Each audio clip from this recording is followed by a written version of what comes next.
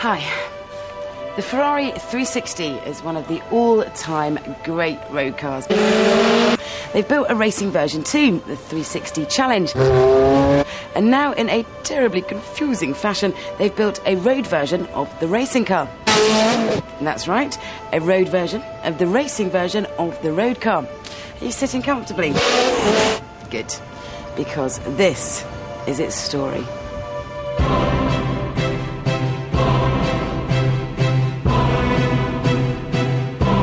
Think of the Challenge Stradale as a 360 GTI, a sportier car with a more direct connection to the track. The little details mean you never feel far away from the Formula One team.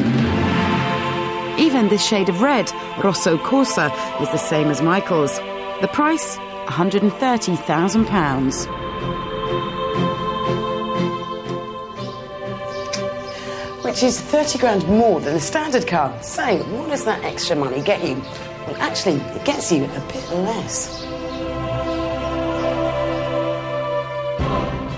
A bit less weight, that is, thanks to a few materials that fell off the back of an F1 lorry. In fact, there it is in the background. They give you carbon fibre door panels, remove all the carpets, fit carbon ceramic brakes, and even titanium wheel bolts. Underneath, there's a dual-layer floor with F1-inspired holes and fins to tidy up the airflow. The keenest viewers among you will have noticed the slightly longer nose, the slightly modified sills, the slightly lipped boot, and the fact that the rear is slightly higher than the front. All of which aids aerodynamics, but perhaps the best modification is in this window. You know, the one with the view. By tweaking here and there and painstakingly polishing the inside of the engine, Ferrari has managed to massage power up to 425 bhp, which means 60 in 4 seconds. That's a whole half a second quicker than your mate's stock 360. Show me the keys. So it's lighter, it's more aerodynamic, it's faster. But is it any better?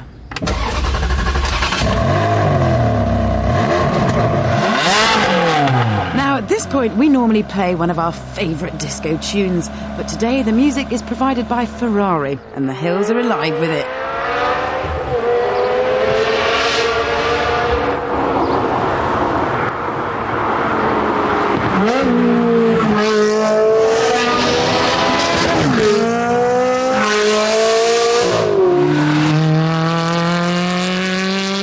I suspected the sports exhaust would become rather wearing, the stiffer suspension would be jarring, and the paddle shift gearbox would be as jerky as all the others. But I was wrong. The ride, as expected, is on the harsh side, but only when you go over the worst surfaces. The rest of the time, the suspension and the balance of the car work really well together. So well, in fact, that they often tempt you into corners at very naughty speeds. Now, I defy anybody not to fall in love with that engine. Oh, it's just delicious, proper race car stuff, and you end up revving it just for fun. The Stradale has no manual gearbox option, only the paddles. Check out the longer lever on the right, which is easier to reach for those quick up changes out of hairpins. Traditionally, it's been a struggle to make the paddle shift work smoothly with a highly tuned engine, but thanks to the latest software, this is the best system I have ever tested. See? No jerks. Oh.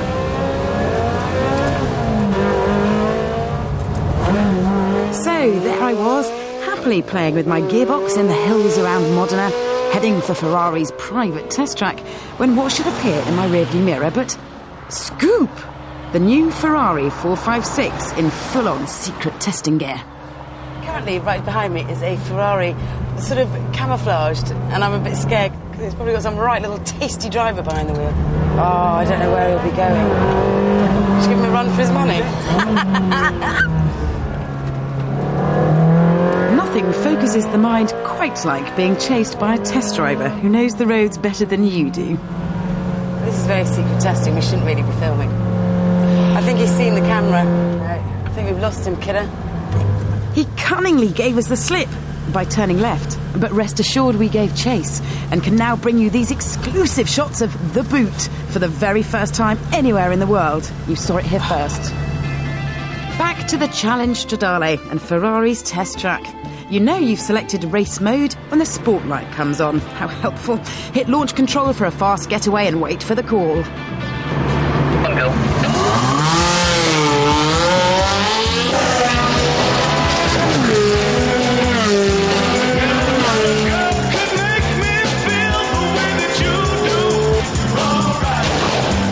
Tiff had warned me the stiffer suspension would make the car twitchy and hard to slide.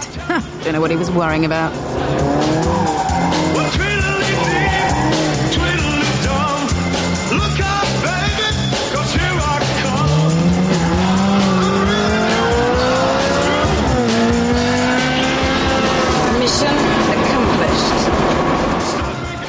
To be honest, only dedicated Ferrari race nuts will get value for money from the extra 30 grand over the standard 360.